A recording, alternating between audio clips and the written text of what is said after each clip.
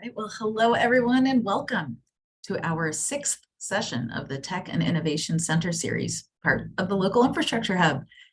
As Jamie mentioned, as you join the Zoom and get settled in, I'll invite you to share your name, role, and organization so we can start to get a sense of who else is here. My name is Tina Walla, and I'm the Chief Partnerships Officer at NYS Digital Response, which is a nonpartisan nonprofit that provides pro bono technology support to governments. For those of you who are new, I want to orient you to our series a little bit. This series is a part of the Local Infrastructure Hub, which aims to help America's towns and cities take full advantage of the federal infrastructure funding that was made available through the bipartisan infrastructure law. And we want to provide America's towns and cities with information to help them create competitive winning bids for federal grant funding and help them deliver real results for residents. This session is brought to you by Cornell Tech and NYS Digital Response and is supported by our funders, Bloomberg's Philanthropies, Ballmer Group, Emerson Collective, Ford Foundation, and the Kresge Foundation. Now, as either a refresher or an orientation to this series, I want to take a moment to walk you through the 4 key values that guide the Tech and Innovation Center, which aims to inspire local government leaders about the integration of technology that improves city infrastructure. First, we, with the Tech and Innovation Center series, are driven by shared goals. We do not believe in technology for technology's sake. Second, we want to design for people. Technology processes and products have to reflect the needs and desires of deeply diverse groups and individuals. We are not all the same. Third, we believe in approaching this work with a commitment to resourcing this work. There's a recognition that there's a lot of federal funding out with governments right now, but we want to think about long-term sustainability. And that includes planning for workforce, policies, and regulations. And last, but certainly not least, we want to build for trust. Tech and innovation should deliver solutions that are transparent, secure, available, reliable, durable, and mindful of privacy considerations. Now, let's talk a little bit about our session today. The purpose of today's session is to bring cities up to speed on the rollout of a number of programs created or expanded by the bipartisan infrastructure bill to fund broadband research, including the BEAD and digital equity programs as shown on this slide. And as all of you already know, the vast majority of these funds are being administered by states. And plans for how states want to spend that money are under development now and are due later this year. To help us understand how states are approaching this opportunity and to help identify both the new opportunities and remaining gaps that cities will face as they make their own plans, we've brought together a really great group of officials from state and city government. Next slide, please. I'm excited to introduce our speakers for today. So first we have Josh Breitbart, the Senior Vice President of ConnectAll, which is an effort of New York State's Empire State Development. Before joining the state government, Josh led the development of the New York City Internet Master Plan, the city's first universal broadband plan. And as I introduce our speakers, you may have noticed some poll questions pop up. I want to invite you to respond to these questions, just to share where your city is on the broadband journey. And the second question around if you're working with your state as they develop their broadband plan. So thanks in advance for answering those questions. Our second speaker today is Nate Denny, Deputy Secretary of Broadband and Digital Equity at the North Carolina Department of Information Technology. Nate's served in a number of senior roles in North Carolina state government over the last 6 years and previously held intergovernmental affairs roles at the General Services Administration. So it brings that great perspective about how to work with different levels of government to achieve shared goals. And last but not least is Christine Burkette, the new Digital Equity Director for the City of Detroit. Christine is going to be providing the city perspective today and sharing how Detroit is advancing their broadband goals. So thanks again for taking a moment to vote on those poll questions. We're going to actually jump right in. And so if I can ask for the slides to be taken down, I'm going to start with some questions for Josh. So Josh, I'd love if you could tell us a little bit about the key federal funding sources for broadband and digital equity and how that's playing out in New York. And if you wouldn't mind, would love, as you share thoughts on this, share a little bit about what funding can go to cities and what do cities need to do to access that funding. Sure. So you had a slide up on the two programs that are funded by the bipartisan infrastructure law, the Broadband Equity Access and Deployment Program, which is for broadband infrastructure in unserved and underserved locations, and the Digital Equity Act funding, which is available to address non-infrastructure barriers to broadband. Many states, as well as county and local governments, are also using funding that came from the American Rescue Plan Act. New York State is among those. We've dedicated approximately $345 million from that source. And in our case, the state has also contributed, committed $300 million to the effort. So all told for New York, it's over $1 billion. The BEAD funding, that bipartisan infrastructure law, broadband funding, the BEAD program, that's really tailored to unserved and underserved locations, which tend to be in rural areas. And really the way that I would say Congress framed that program is the need in rural areas tends to be for infrastructure, and the need in urban areas tends to be to support the use of existing infrastructure, whether through the Digital Equity Act funds or the Affordable Connectivity Program, which is a direct-to-consumer subsidy program run by the FCC.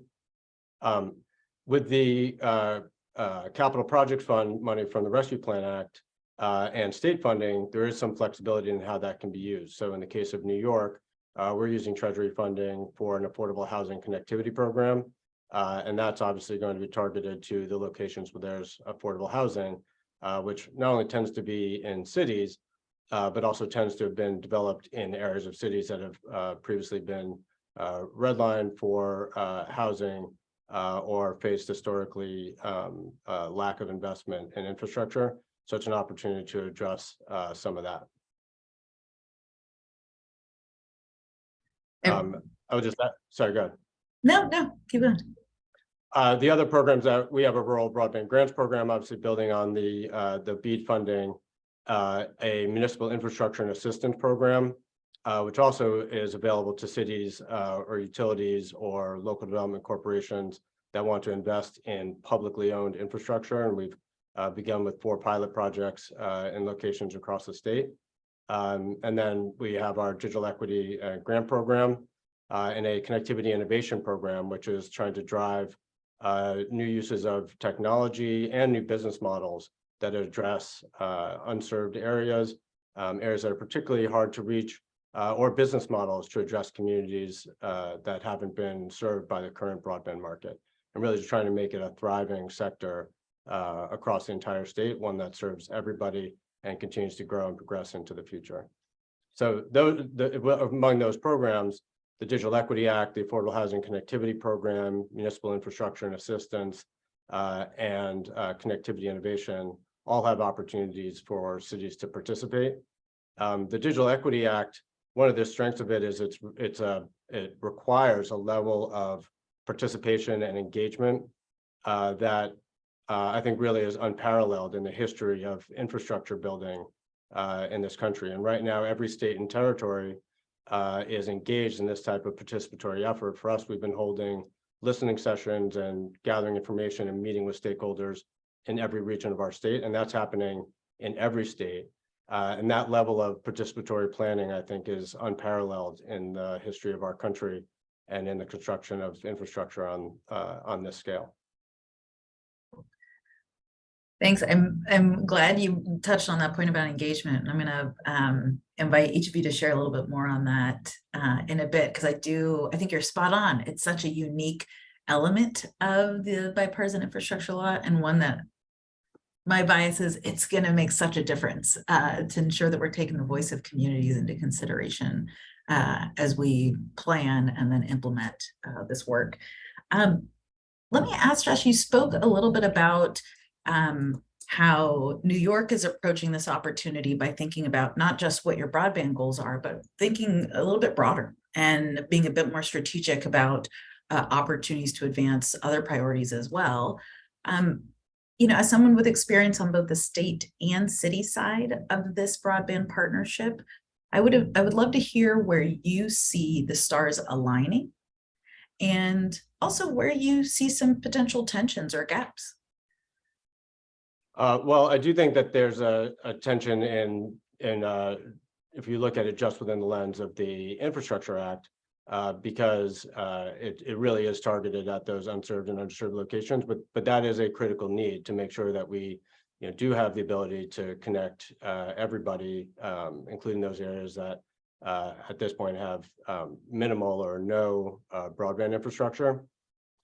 There is also an immense need in cities. I think for cities, the thing to be doing is thinking about what are the priorities, not just today, what gaps may you see today, but really about planning into the future, how to be future-proof, resilient, thinking about broadband becoming something that frankly can be planned, not just something that is responsive to market demand in a narrow time frame, but something that cities think about as enduring infrastructure over decades. And as you think about the shifting housing patterns or commuting patterns or economic development opportunities in your region, this is one of the core pieces of infrastructure that you have to be planning for. Whether or not you're utilizing federal, state, or even city funding or relying entirely on private market funding, it's really important for cities to have a plan for what their priorities are, where you would make your first investment, second investment, so to speak, and how to drive that with your values of equitable economic opportunity, resilience, and so forth. An important point about future-proofing. And again, very much in line with sort of how we approach this broader series, which is let's not just think about the near term and what's happening in the next couple of years, but let's think about long-term and the opportunity this represents.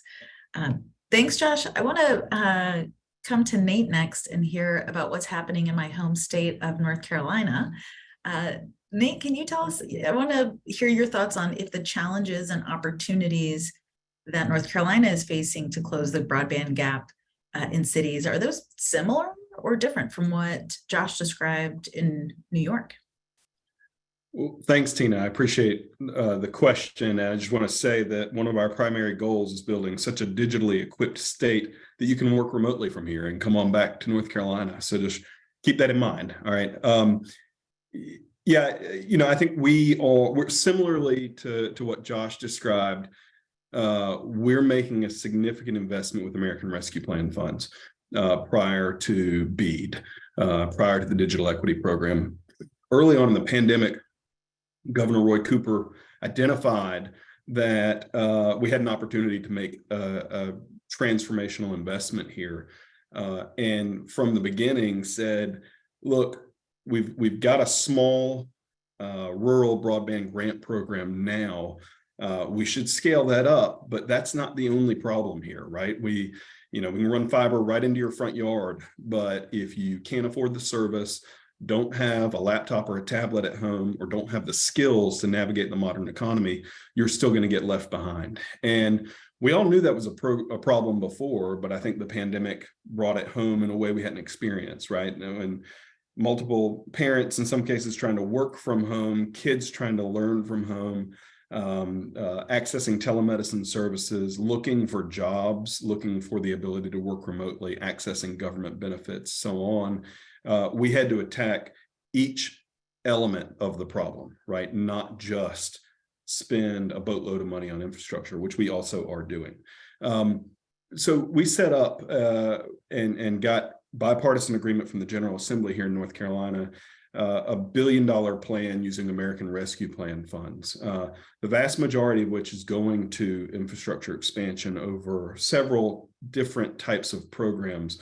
One very traditional broadband infrastructure grant program, providers bring projects to us, but then a couple that are more strategic, more targeted, where we can work directly, in our case, with county governments, and I'll come back to that a little bit too, to design projects that we want the private sector to address, not just waiting to see where they'll go.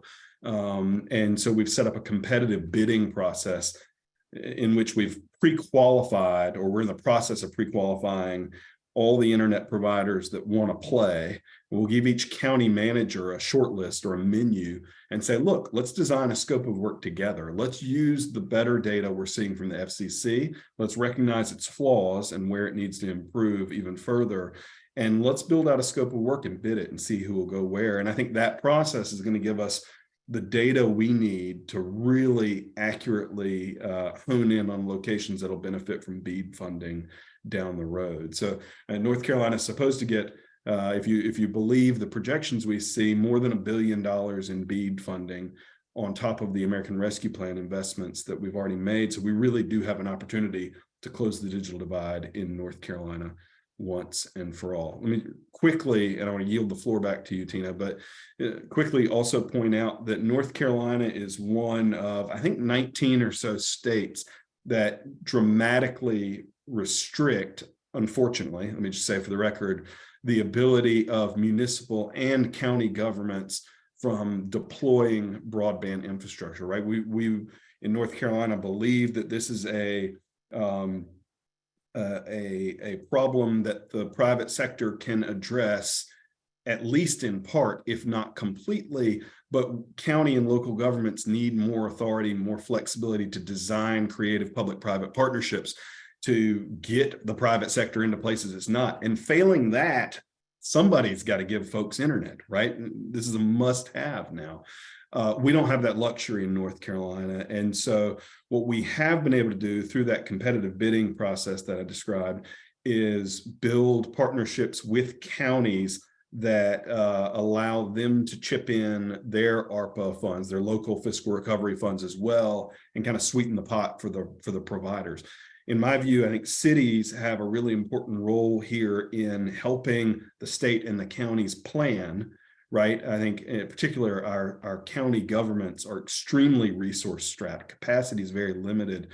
And, you know, the best thing that the Congress and the Biden administration did here in designing this program was aim the resources locally so you could have more locally designed solutions, right? By putting it in state, we can only improve on that if we elevate local voices, right? And because I've got a better view than our dear colleagues at NTIA of North Carolina's problems, but the excellent folks in Edgecombe County, North Carolina, have a better view of the folks in Rocky Mount and everywhere else in that county that don't have service, don't have the devices they need. So the more we can elevate those voices and bring them to the planning discussion, I think the more successful we're going to be.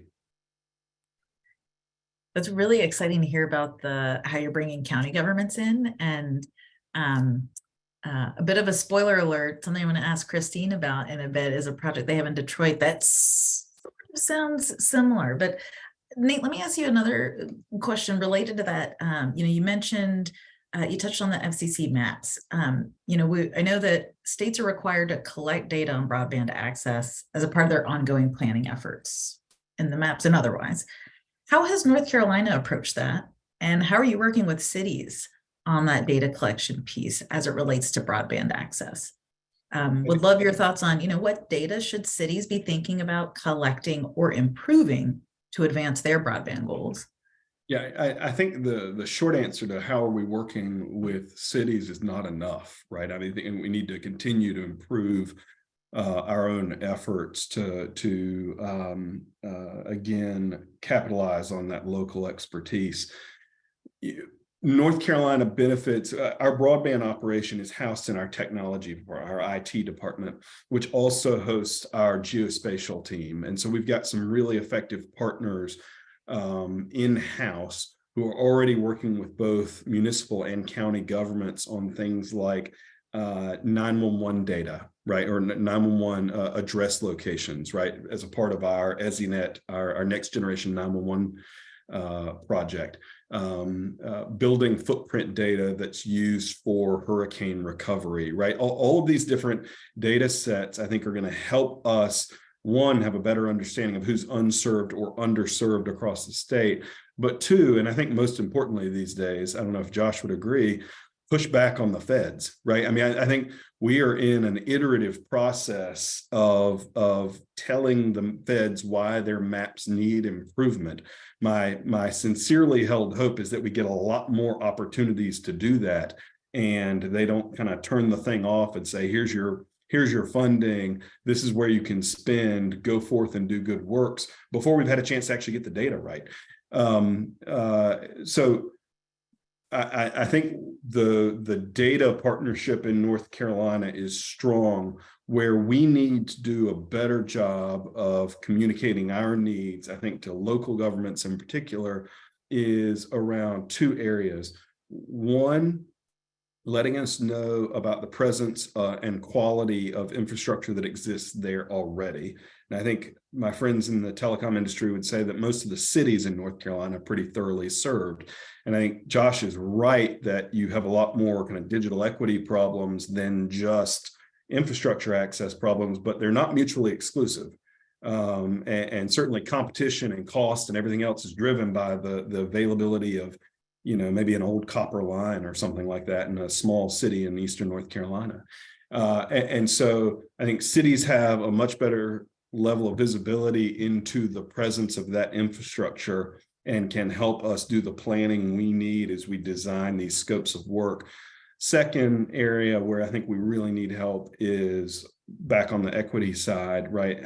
Figuring out who can't afford internet access, who needs help understanding the Affordable Connectivity Program, as long as it's around, and we should talk about that more.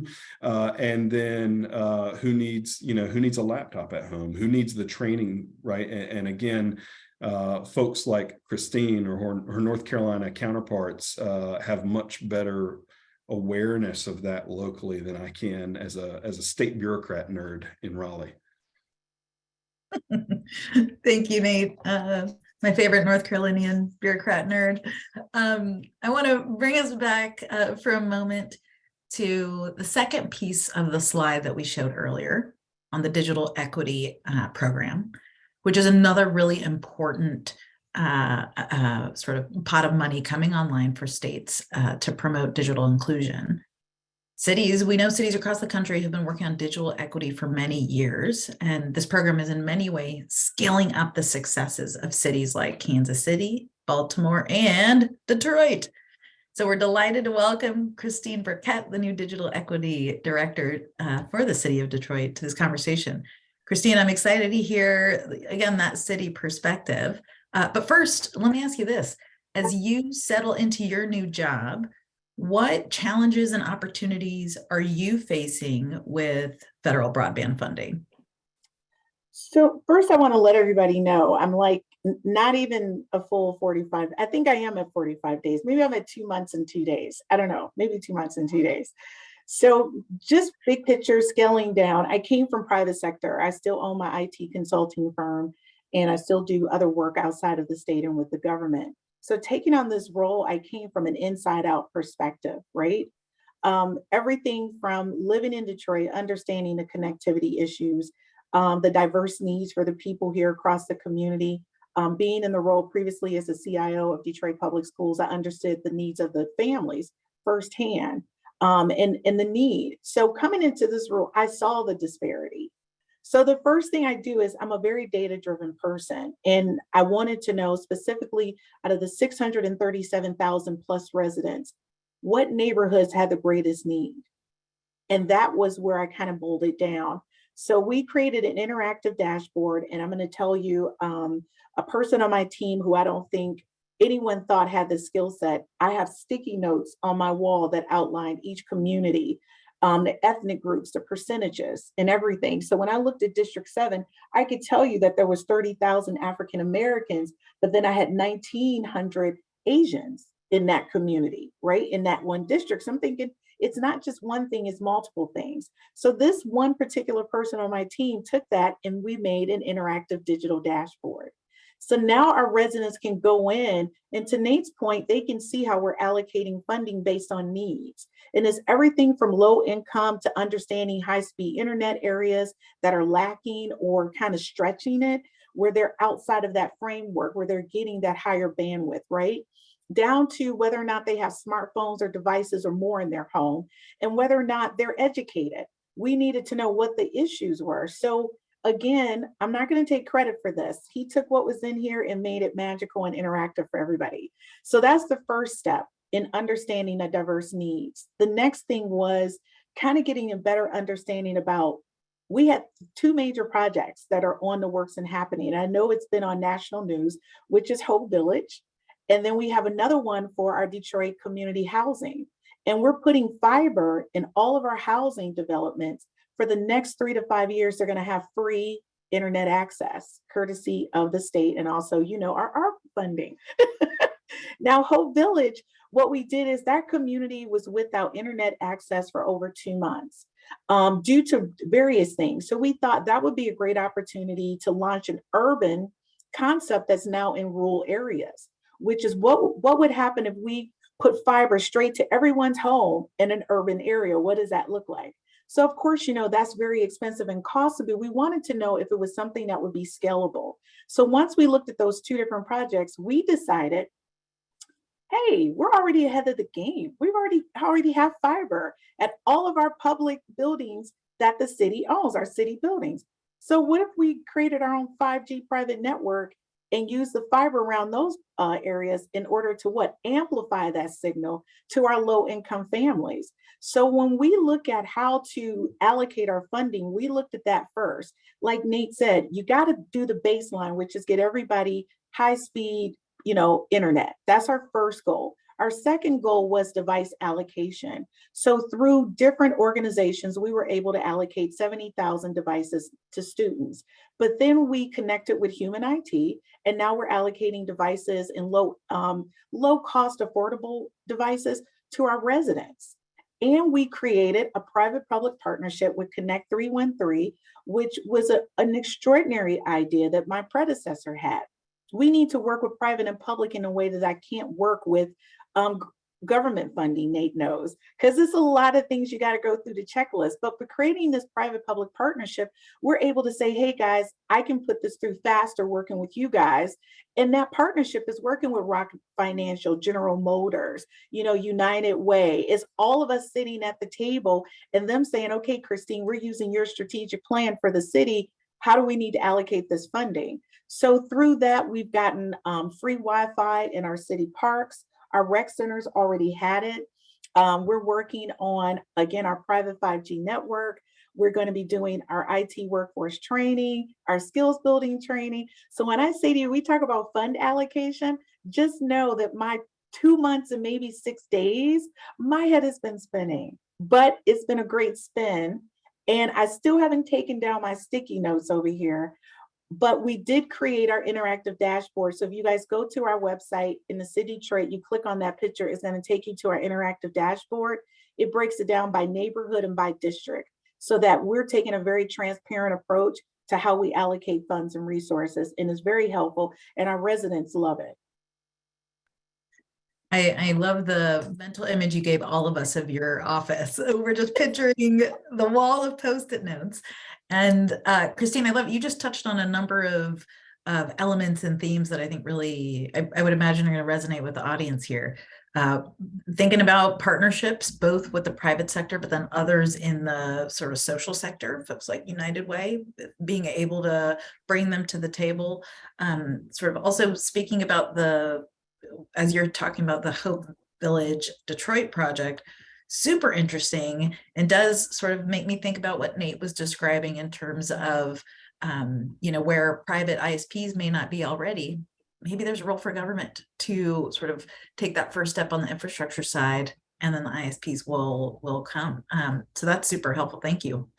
I want to encourage everyone in the audience to drop their questions in the chat. I see Louis from Rochester has a couple questions that we're going to answer just momentarily, but please do add your questions in the chat as well.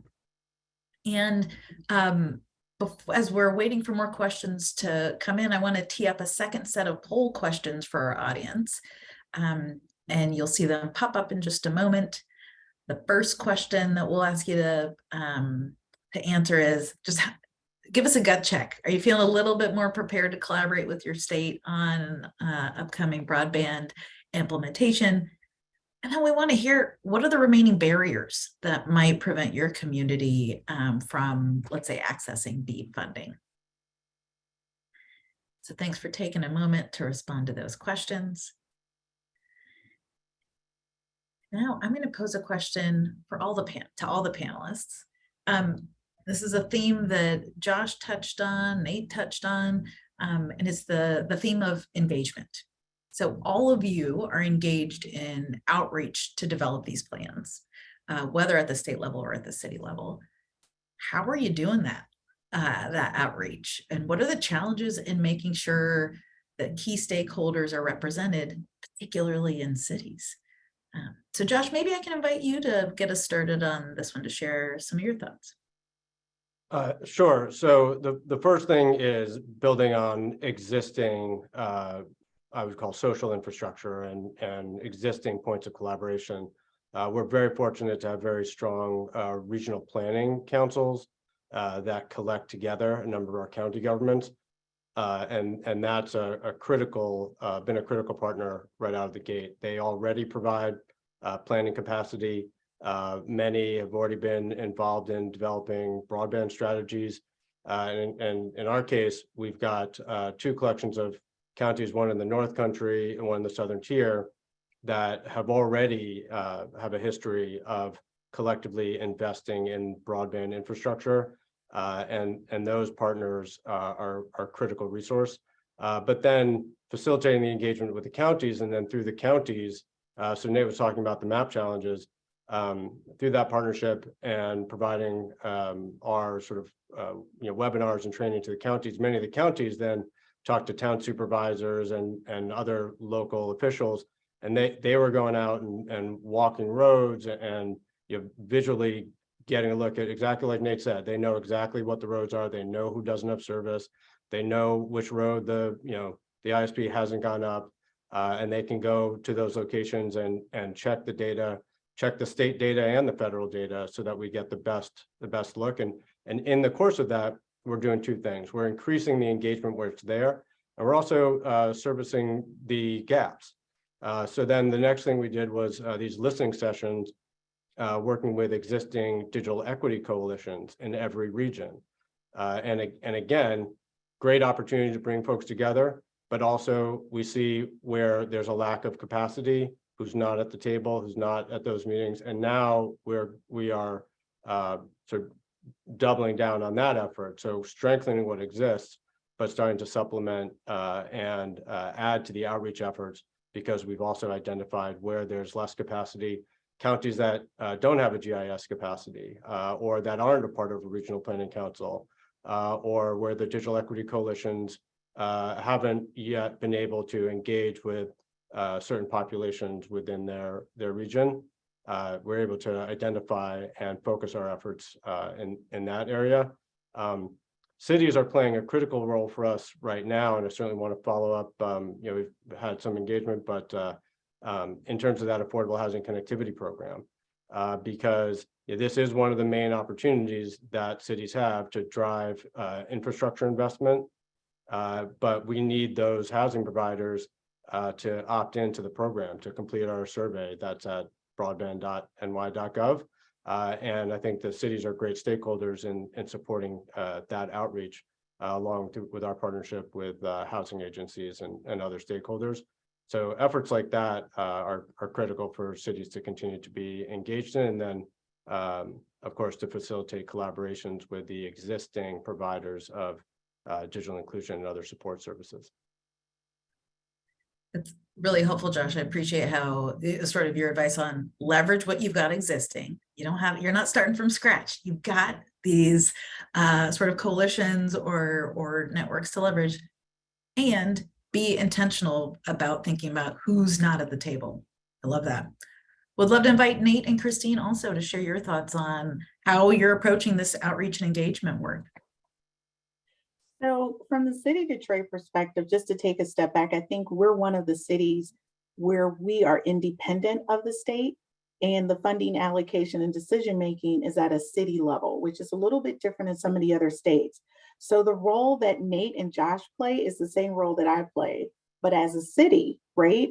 So when you think about that, the state had listening tours that they did across the United States. So I'm connected to that department. I got that data, but way in advance, we had over 68 community outreach conversations that we wanted to know during the pandemic, what's going on, what are your needs, we wanted to hear directly from them. So we have pre and post. We've continued those conversations, working with over 20 nonprofits and over 60 community outreach organizations. So our community outreach engagement is very focused and very strategically planned, covering everything from K-12, the elderly, the disabled, to our ESL community. We are in the process of putting up our YouTube channel where all the training and resources will be in 3 to 4 different languages. So if you miss a meeting, if you miss training, that information is still available to you. We start our webinar series in June where any resident, all 637,000 residents. Of course, I don't want them all to sign on, but if we got 5,000 that signed on at a time, we're going to start doing our local webinars just so we can kind of hear what are their concerns and make sure we're meeting their needs. Although I'm a very data-driven person and I'm constantly designing algorithms to identify how we can pinpoint specifically what the needs are versus what the national data says versus what FCC says, AT&T, Comcast, everybody. I look at all of that stuff. I want to know specifically from you in your home, is this the truth? And if it's not, what's wrong? Tell me what I can do to fix that. And that's what we've been doing. We have an awesome group of volunteers, teenagers no less, that start in January, and they're going to do our door-to-door canvassing. Because again, we're not just using social media, we're not just using our website, we're not going to just use YouTube, our webinars, we're going to actually go out and knock on your doors. We want to talk to you. We've also partnered, I don't know if you guys know anything about the Raspberry Pis. So even if we're not getting that feedback from you directly, we've had a number of volunteers across the city of Detroit working with 3 to 4 different universities using Raspberry Pis. And no, folks, it's not a pie that you can eat. It's technology. And what it does is it kind of measures the bandwidth within that home. And so we're really looking at how fast the data is being processed in that particular resident where we've identified is a low connectivity area. So again, we can kind of look at who the provider is and what their speed of their internet is and what the particular issues may be. But what we did find out, Tina, that in some cases, during our workshops and all of our focus group conversations, it's their house. Some of them have brick or cement homes, and that frequency and that bandwidth is not going through. So if your modem is in the basement or in the middle floor, it's not connecting. So when we were like, you need Wi-Fi extenders. It's not the ISP provider. It's not the speed. It's some internal issues. So that's what we found out, just talking to people. And I'm going to tell you, when you have a group of like maybe 100 people and they all want to talk, that 30-minute to 45-minute meeting turns into a 4-hour conversation. But at the end of it, I'm going to tell you, and Nate and Josh will tell you, Joshua, it's exciting because you really need that to help gauge what your next steps are, right? And then we go to the private sector and we go, hey, AT&T, hey, Comcast, hey, T-Mobile, can you get us some Wi-Fi extenders? To anyone who lives in this area, or any of our residents, you're their provider. We need you to help us out. And that's where we have that conversation with them. So I hope that was helpful on one of the strategies we've been using to kind of talk to our current ISP providers about extending Wi-Fi extenders to the residents in their home at no additional cost, by the way. I just want to jump in with 2 quick points. One is I think just the roster of the work that Detroit is doing is incredible. I just want to say, in terms of a first step, have just a clear point of contact, right? So every city should have the person who is their digital equity director. So there's a clear point of contact for partnerships, to engage with county level of government, to engage with the state. That would be, I think, the first step. And then get into the exactly what Christine was talking about in terms of priority projects, so that when somebody shows up to help or there's a grant opportunity, you know exactly where you want to go with it. The other thing to keep in mind that we didn't note about the Digital Equity Act is there's 2 pots of money within that. One is the state capacity grant program. So after each state and territory develops our digital equity plan, there'll be capacity grants that'll go to the state that will administer. There's separately going to be a competitive grants program. So independently of what the state is doing, be thinking about, who are the right partners? What are the programs you want to be scaling up? What, supporting for applying to that program when it opens next year. So keep both channels open if you're a city. These are gems of advice. I hope folks are taking them down, and I know we're capturing them, and we'll be sharing them out in our write-up after this session. And so just to respond directly to Matt's point in the chat. Totally agree. It does not have to be a 100% dedicated position, but somebody has to be the person who's assigned to that role, even if it's and I understand it adds on to the existing roles, but that's one of the things that the pandemic realized is we can't not have this be something that government is engaged in at some level. So just as long as you note who that person is, even if they have other job responsibilities, I think that's critical. Nate, I want to come to you and just invite any additional thoughts that you want to share from North Carolina's experience on the outreach and engagement piece. Yeah, first I want to echo Josh on several fronts, actually. One, the work that Christine and the Detroit team are doing is incredible. I've been taking notes furiously over here. And then I also want to echo Josh's point about the importance of knowing who the right state point of contact is, right? And figuring out where your touch points are. In North Carolina, we benefit from a really strong ecosystem around digital equity work in particular. We've got incredible effort. We've got strong device refurbishing entities. We've got nonprofits and philanthropic efforts that are making significant investments here. We've got multiple, the city of Charlotte has, I think, one of the best digital equity plans that I've seen. And Forsyth County, which is where Winston-Salem is in North Carolina, also has done incredible work. And we've built a pretty strong kind of collaborative of local experts and stakeholders that are working on this and, benefit from a lot of kind of homegrown expertise, if you will. Our goal, and Josh mentioned the different funding streams, we're dedicating $50 million in ARPA funds to digital equity work before we get to the bipartisan infrastructure law funds. And we see our goal with those funds and with the state capacity grants that North Carolina, I think, is going to be in a strong position to draw down, as investing in that ecosystem so that for the competitive grant program, which we can't go out and seek, North Carolina has as many strong applicants as possible, right? Our job is to kind of get everybody up to kind of fighting strength and enable them to go bring additional resources back home. Another thing we've done is, in partnership with NC State's Institute for Emerging Issues, is develop digital inclusion planning grants that tend to gravitate toward the county level, but have gone to cities and local nonprofits, helping to do things like asset mapping, identifying key stakeholders, and doing the planning that needs to be done, that I think will enable a county or a city or a local stakeholder, regardless of capacity, to know how to manage the resources they've got and know where to go look for additional resources.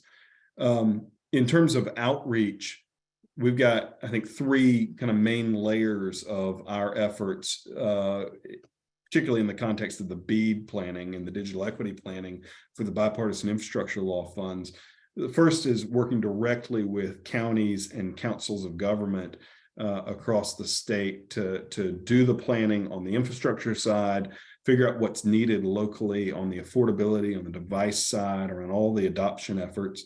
And that work is ongoing, right? Whether it's, again, our infrastructure project approach requires that county-specific conversation and requires us to try and get as many other local voices in that planning effort.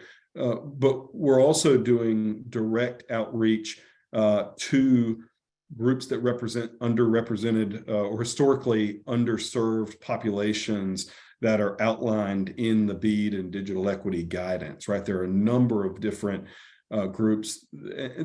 I'd say the burden is on the state to demonstrate that they have proactively sought out those voices. And that is one of the things that NTIA has done a really good job of at the federal level, is forcing the Joshes and Nates across the country to make sure that we're looping in the Christines, right? And, you know, and many local voices and underrepresented groups as we do that plan. And the message I've received from NTIA, I think pretty clearly, I'd be interested if Josh has heard of this explicitly, is if I put together a 5-year plan on either the infrastructure side, BEAD, or the digital equity side, and they turn around to my league of municipalities and say, hey, do you get a chance to weigh in on this? And they say no, that plan's out, right? So there really is, I would say, more pressure than I would like to admit on states to make sure that they've done that work on the front end. And so to Josh's point, if you know who that person is at the state level, go insert yourself in the conversation. And if you can't get in the conversation, then ask Tina who the best person at NTIA to call and harass is, right? So I'll say another thing NTIA has done well is put federal program officers in many of the states. I don't think every state's represented, and some folks have multiple states, but their job is to, one, help my team for North Carolina, but also make sure my team's doing it right. And so our federal program officer, for example, has proactively gone out and built his own relationships with a lot of my key stakeholders, which most of the time can be kind of annoying, but actually is a really useful tool for you to have, right, as you're planning at the local level. Figure out who that federal representative who's supposed to be the key liaison for your state, and go around your state if you have to. Make them get you in the conversation. I love the advice that y'all are dropping. This is great. I want to pose a question that we got from Louis in Rochester, and this is a question more for Josh and Nate. Can you share some insight into the timeline for grants and RFPs that are going to be put out available to local governments? Well, happy to follow up directly, Louis, because some of this is particular to the state. In terms of the BEAD program, which is going to be open to any provider's competitive grants program for rural broadband grants, that money is going to begin to be allocated next year, based on the timeline of when we submit get our allocation, do our initial proposal. So that's when that is going to be opening up, and likewise with the state digital equity grants. The money that's coming from the Rescue Plan Act and the Capital Projects Fund has to flow out on a much faster timeline. So that's why we're so focused right now on getting our housing providers into that program so that we can begin to make that available. Those grants will also be open to internet service providers that get matched to those housing opportunities. So again, I think that's one of the best ways, Christine mentioned it, if you do have the resources at a state or local level to drive investment in broadband infrastructure, go right to where the people are. And if you're, as a city, collecting your real estate assets and making them readily available, in addition to any fiber infrastructure that you might be able to leverage, those are key inputs. So people, real estate, fiber, that makes a network very, very doable and is a great welcome mat for increased investment and competition. In terms of the program that will be available for municipal infrastructure and assistance, we're still working through the funding for that. But again, we're going to want to move very quickly. So, if you are in the process of planning that or have planned it, we already are working with some of the partners that had developed local plans for investment in public infrastructure. And if you are looking to move in that direction, as we open up the program, we'll also be looking to build on that interest with capacity. But again, Those treasury funds, it's a very fast timeline.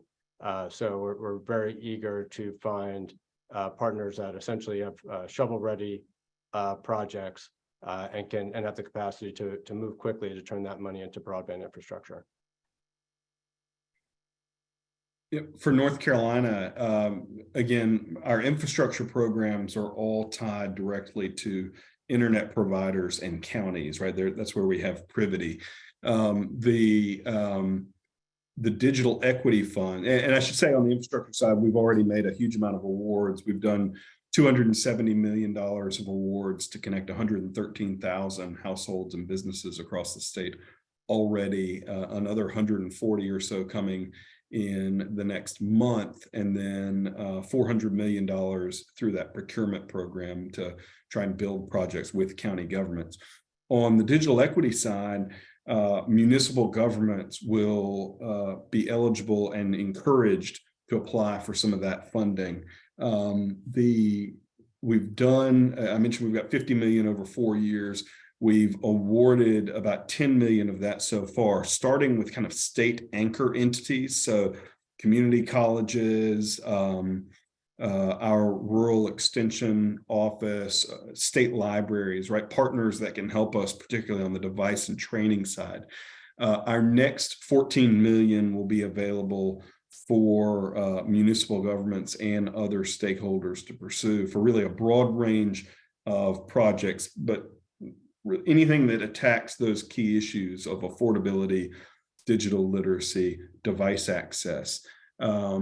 We will, on the infrastructure side, after we've done our 2 big fiber deployments through the traditional grant program and that competitive bidding process, we've got a $90 million pot called Stopgap Solutions, where we'll have gotten better data back about who has service and who doesn't. And we will know that either deploying fiber in a given location is so expensive or time consuming that it would tank the rest of an application, or maybe another technology entirely is appropriate. Municipal governments will be able to apply for those funds.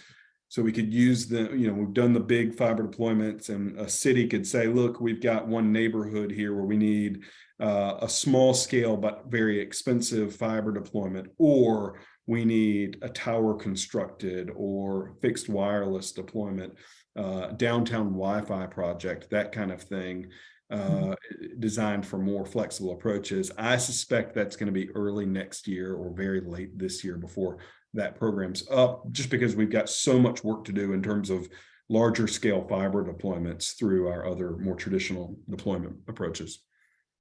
Great. Well, it sounds like you've been busy, so it's exciting to get a glimpse into what's coming up. We are nearing the end of our time, and I want to sort of ask a final question to our panelists. And this is a question we ask in each of these sessions, which is for tangible, tactical advice for the folks we have joining today's call. So what's a single piece of advice for cities as we go into the summer and these state plans are finalized? What can cities be doing to get ready? So want your advice on what should cities be doing? And bonus, if you can share a thought on what cities should not be doing. Where do you think, right? Like, it doesn't make sense for cities to weigh in at this point. Christine, I want to start with you. Advice for what cities should do or not do. So the first thing I would say is I'm about mapping. I need you to map out what it is that you want to do, the big picture. And then you can kind of work backwards to when you're talking about a state level, when you're working with Nate and Joshua. Again, my situation is a little bit different because Lansing, our state works directly with us, and what we need, they just let us know what you need and we're working with you. And everything from BEAD funding to additional allocated funding, they're working with us. So my example would be map out your entire process. That way, when you're meeting with the Nate or Joshua, you have your plan in place and they can let you know where you fit in with other things that are happening. If they identify that you have a potential project, and I'm going to tell you, my boss, who is a CIO in Detroit, Art cracks up because my proposals are already ready. You don't even have to say get ready. If he says that he has 4 million, I can modify any of these proposals to, I'd rather have 4 million than no million, right? So my thing is, if you're working at a city level, make sure you have everything in order. I'm not saying print out the whole proposal, but at least the concept of proposal, what is the population you're trying to reach? What is the timeline to close it? And then that way you have a template. So when you sit down with a Josh and a Nate, they can tell you, we have funding for this.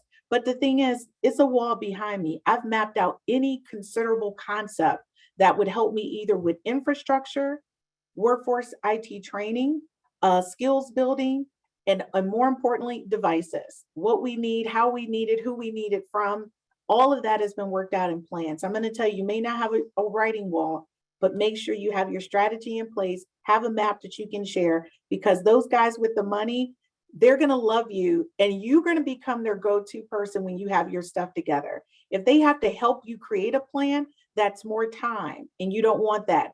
You want to be the guy that's ready to go so they can just send you the money. Great advice from the A+ student in Detroit. Nate, what about you? What's your advice for cities? Well, first is listen to Christine.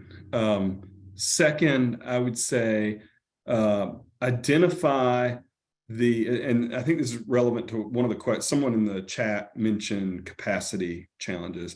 Identify the groups in state that are interested in supplementing capacity where you are resource strapped. So in North Carolina, the bulk of that heavy lifting can come from our State Association of County Commissioners. They've got an incredible staff. They got some ARPA funds to kind of bulk up and can help county governments in particular. League of Municipalities has something similar, right, for municipal governments. We also have a really strong North Carolina Rural Center that has built a team capable of designing broadband projects, of holding providers accountable, and they're there and ready to jump in. They just need someone to ask them. Another good one would be higher education institutions, right? There are always MPP students looking for like a capstone project or something like that. Someone you could put to work analyzing that data and at least starting the kind of building phase and pulling together a lot of the resources that Christine was listening. And I think philanthropic groups are also really important. We've got several really valuable partners here in North Carolina. Duke Endowment, Z. Smith Reynolds, Dogwood Trust are really trying to get engaged here, and they want to help on infrastructure, but they can't directly buy the infrastructure necessarily.